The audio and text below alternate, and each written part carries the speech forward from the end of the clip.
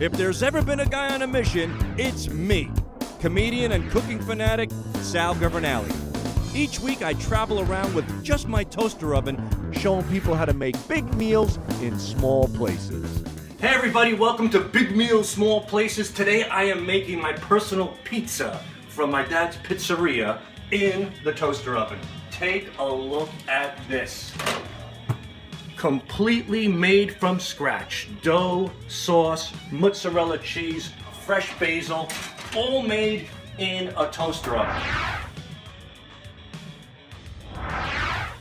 I'm going to show you today how I make it from scratch. You can make it in a toaster oven, or you can make it in a regular oven for your family. I'll show you the recipe, and you decide how you want to do it. First, let's start with the dough. What I have here is some warm water in a bowl, a mixing bowl that I'm doing it through a KitchenAid machine. From there, we're going to add some flour, and I go up about 3/4, a little less than 3/4 to the top of the bowl once the water's in there. So take a look at that. We're gonna add a touch of sugar. I would say about a teaspoon of sugar. About a tablespoon of extra virgin olive oil as well. About a good tablespoon of salt. There we go.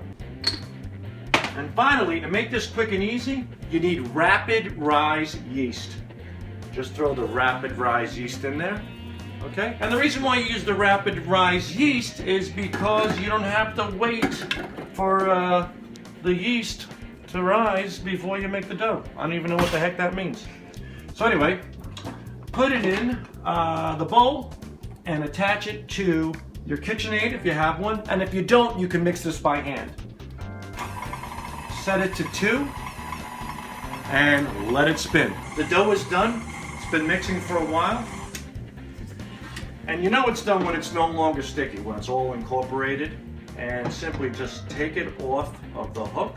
Now again, if you don't have a mixer at home, what you can do is you can mix this thing completely by hand in a bowl, like in a salad bowl. What I like to do is just take a little flour, just a light sprinkle on the dough. Incorporate that in a little bit. Pull your dough out. Okay, and then from there, what you're going to do is you're going to turn turn your dough into a nice ball. Take a look at that, huh? Is that gorgeous? Nice big ball for pizza. From here, little olive oil on the dough. Spread it around both sides. Get it nice and well coated, a light film. Drop it back in the bowl and cover it with a cloth and let that sit. While that's sitting, let's make the sauce. Okay, so right now I'm frying about 4 cloves of garlic. It's getting golden brown. And once it gets golden brown, add a can, 35 ounces of plum tomatoes right to it. And from there, you're gonna go to low heat. And at low heat, you give it a good mix. The tomatoes and the olive oil. We're gonna add about a teaspoon of sugar. We're also gonna add about a tablespoon to a tablespoon and a half of salt. Get that in there. Okay, so it's been about 15 minutes. You basically want to press down the tomatoes, get them nice and crushed up, and you could do that with a wooden spoon. And now add your 5 basil leaves that are chopped up. Give that a good mix and take it off the heat. So the dough is done. Look at that. It's been about 45 minutes. It rose really nicely. Just take it because it's coated with olive oil. Watch. It comes out like a beautiful ball. Look how good that looks. Then what I do here is I take a pizza cutter and I separate the dough in half. You have 2 pieces. Now when you make it in a toaster oven, you can cut it in even smaller pieces. You know, if you use a little tray, little piece, big tray, big piece. Pretty simple. Then take your dough and press it out with your fingers like this.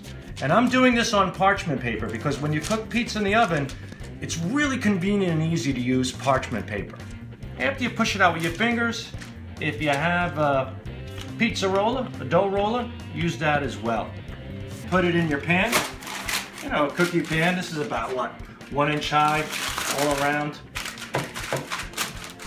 Put your dough in there, and I usually let it sit for about 15 minutes. Okay, so it's been 15 minutes and the dough is rised. Now what I like to do is poke it with a fork. This way it doesn't bubble up when you bake it in the oven. The oven's set to 475 degrees and we're gonna go on the bottom rack. Now notice I didn't add the sauce and the cheese yet. That's my trick. It's gonna be double crusted. And people are saying, hey Sal, that's an oven. What about the toaster oven? Here's the small pan for the toaster oven.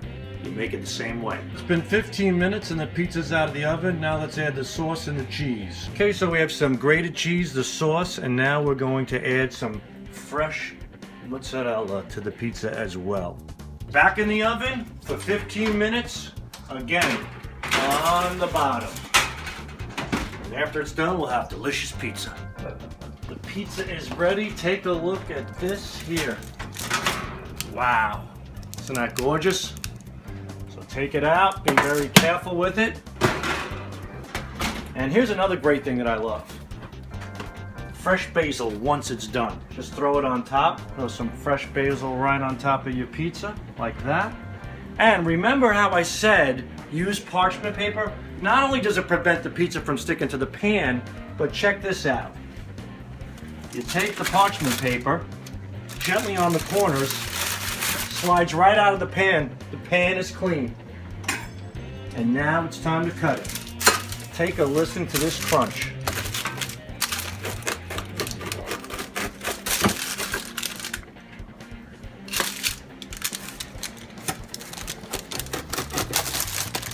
Oh man, that is so good. Crispy, crunchy, and absolutely delicious. And there it is. Pizza, make it in the oven. You can also make it in the toaster oven. And remember how I said let it bake first for 10 minutes? This is the reason why.